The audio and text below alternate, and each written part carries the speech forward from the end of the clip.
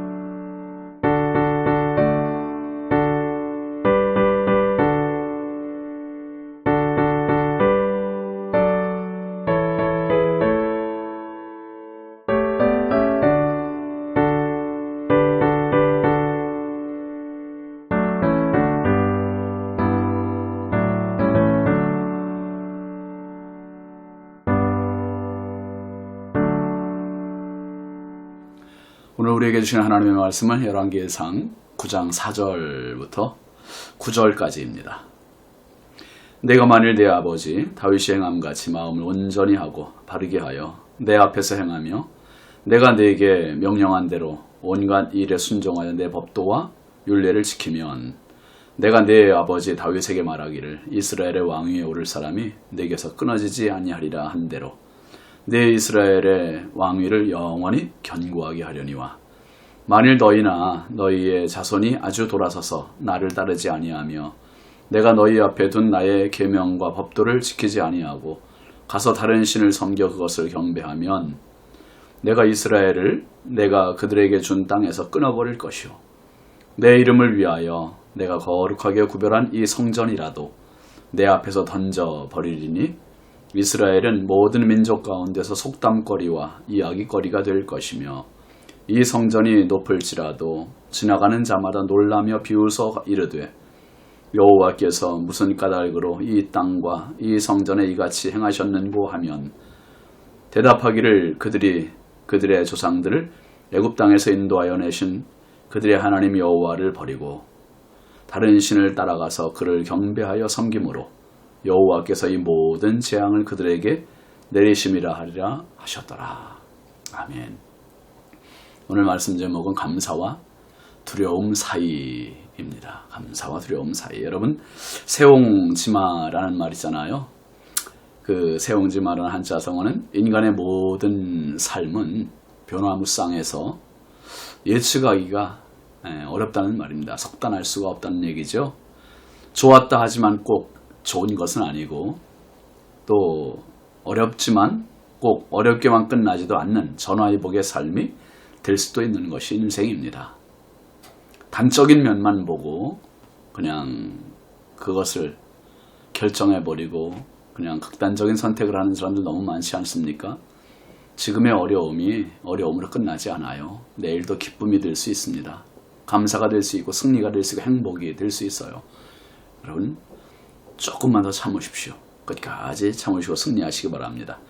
그래서 우리에게는 언제나 필요한 것이 하나님의 은혜입니다. 아브라함처럼 출중한 믿음의 소유자도 어떻게 했습니까? 아내를 누이라고 거짓말했잖아요. 또 이 거짓말하는 그런 나락으로 떨어졌다가도 어떻게 했습니까? 독자 이삭을 하나님께 번제로 드리는 아주 믿음의 출중한 인물이 또 되기도 합니다. 우리가 은혜 받아서 펑펑 눈물을 쏟는 정말 천상의 기쁨을 누리다가도 언제 그랬냐는 듯이 시험에 들거나 죄에 빠지면 한없이 약해지는 것이 또 우리의 모습 아닙니까? 그래서 바울 사도가 고린도전서 10장 12절 말씀에 보면 그런즉 선줄로 생각하는 자는 넘어질까 조심하라. 이 경계하고 있습니다. 섰다고 생각하는 순간 넘어질까 늘 조심해야 하는 것. 영적인 한눈을 팔지 말라는 거죠. 우리가 신앙생활이든 인생살이든 어떤 큰 경험이나 일을 성취하고 나면 내가 했다 하는 성취감 있잖아요. 보람, 뿌듯함, 흡족함. 그때 조심하라는 거예요. 그때. 솔로몬 왕이 성전을 건축한 것은 이거 정말 전무후무한 업적입니다. 충분히 그 업적에 대해서 자랑하고 내세울 만하죠.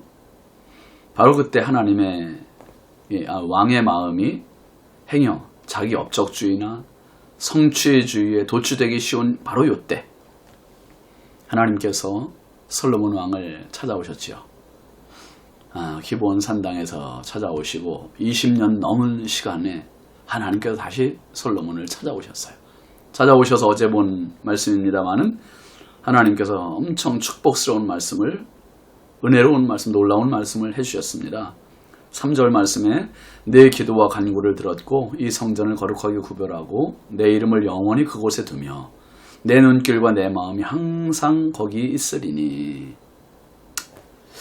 참 어마어마한 축복의 말씀입니다. 성전 건축함에 대한 기쁨, 뿌듯함, 보람이 있는데 거기다가 응답까지 받았으니 되게 금상첨화입니다. 금상첨화예요. 솔로몬 왕이 너무 기쁨에 도취할 수 있는 시간입니다. 그런데 하나님은 거기서 끝내지 않으시고 오늘 이렇게 또 말씀을 이어가세요. 4절과 5절 한번 보실까요?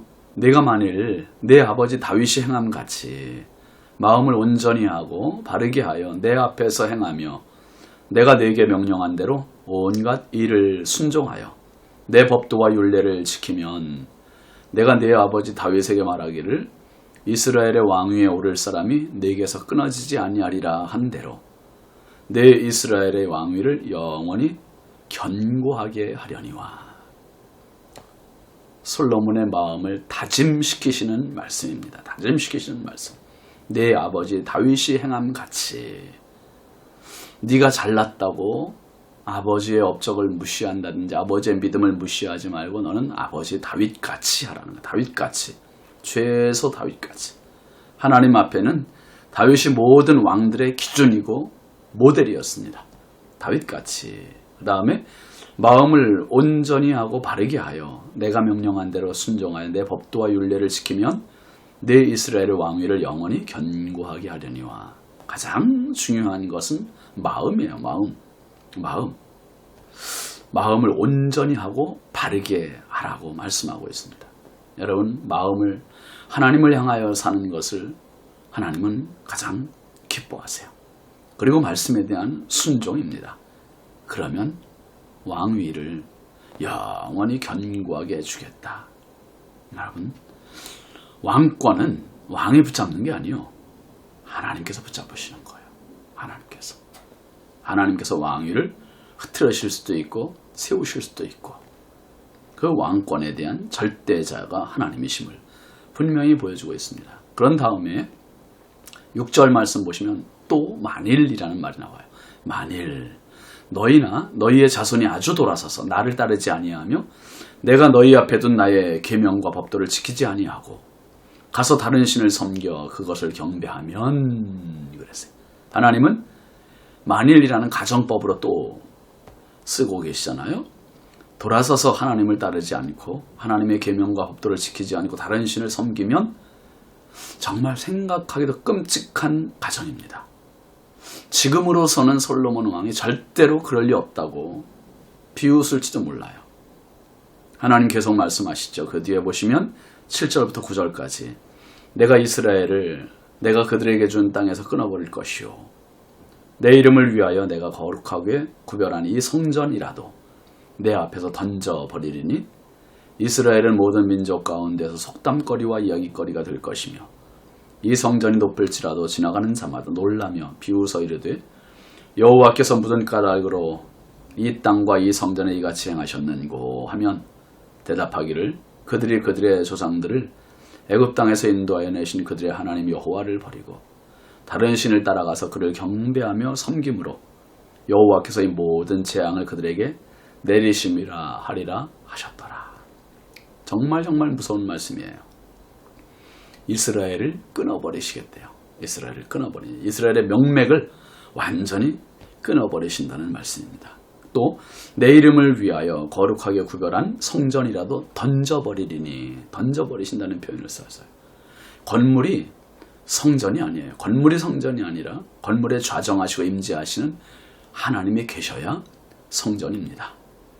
성전도 던져버리실 무서운 하나님이세요.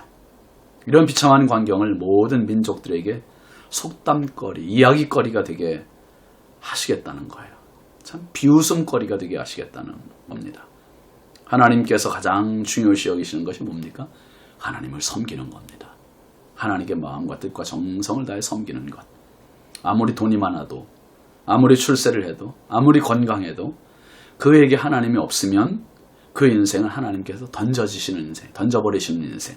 하나님 앞에 아무것도 아닙니다. 던져버리시고 짓밟히게 하시고 비웃음거리가 되게 하시는 무서운 징계와 심판의 하나님이세요. 솔로몬 왕이 지금 하나님의 음성을 들으면 여러분 어떤 마음이겠습니까? 감사한 마음이 있겠죠. 그런데 두려움, 새로운 각오, 그런 거 굳게 서지 않겠습니까? 난 오직 하나님만 섬길 거야. 하나님만 섬겨야지. 이런 다짐, 이런 건 매일, 매 순간 필요합니다. 한 번 다짐으로 안 돼요. 한 번 각오로 안 됩니다.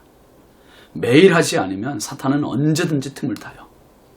솔로몬에게는 지금 분에 넘치는 감사의 은혜와 감당하기 어려운 두려움의 말씀이 함께 주어졌습니다. 이제 왕이 가져야 할 마음은 오직 하나, 믿음과 겸손입니다. 믿음과 겸손. 자신도 자신을 믿지 못하는 게 사람입니다. 결심해도 그 결심을 못 지켜나가잖아요. 작심삼일이라는 말도 있지 않습니까? 후에 솔로몬도 어떻게 됐습니까? 나중 얘기지만 타락해서 우상 숭배하지 않습니까? 자신도 그렇게 될 줄 몰랐죠. 오로지 우리가 의지할 분은 성령이세요. 오늘도 여러분 어떠세요? 감사의 조건이 넘칩니까? 겸손하세요. 성령 충만하세요. 그리고 성령님 의지하여 평생 자신을 저복종시키면서 하나님 주신 이 축복의 길, 오직 주님만 바라보고 승리하는 인생 여정 꼭 되시고 신앙의 길 되시기를 주의 이름으로 축원합니다. 기도합시다. 하나님 아버지 감사합니다. 연약하고 부족한 저희들의 삶을 지금까지 지켜주시고 많은 은혜로 채워주신 하나님 감사합니다. 내가 이룬 것이 아니오 하나님의 은혜이기에 내 자랑하지 않게 하여 주시고 주님 자랑하며 나의 업적주의 성취주의로 우쭐대지 않게 하시고 오직 믿음과 겸손함으로 하나님을 내 인생의 모든 것으로 고백하며 살아가는 참 믿음의 사람 되게 하옵소서. 감사와 두려움 사이 너무나 떨리고 들어오는 순간 하나님의 응답, 축복의 말씀 뒤에 이어지는 이런 심판의 말씀. 하나님, 오늘 저희들이 잘했다 칭찬받는 것도 중요하지만 그것을 잘 유지해 나갈 수 있는 바른 믿음의 사람 되게 하옵소서. 예수님의 이름으로 축복하고 기도합니다. 아멘. 오늘도 주님과 더불어 승리하시기 바랍니다. 감사합니다.